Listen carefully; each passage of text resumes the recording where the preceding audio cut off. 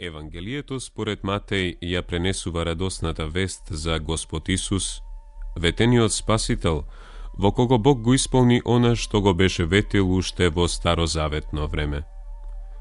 Ова радосна вест не е само за евреите, меѓу кои Исус се родил и делувал, туку и за сите народи од целиот свет.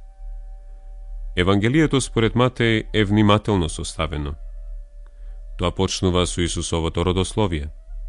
Потоа го опишува неговото раѓање, крштевање и искушение и понатаму неговите проповеди и исцелувања во Галилејската област.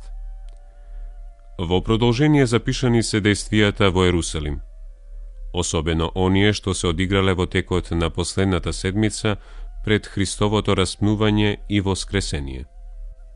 Ова Евангелие го прикажува Господ Исус како голем учител, кој со авторитет го толкува Божиот закон и поучува за Божиото царство.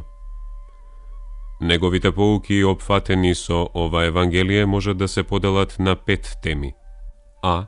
Проповедта на гората, од 5 до 7 глава, која ги содржи правата, должностите и карактеристиките на жителите на Божиото царство. Б. Упатства до 12 апостоли и задолженија за нивната мисија, глава 10. В.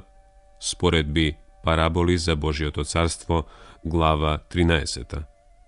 Г. Поуки за следбениците, глава 18. Д.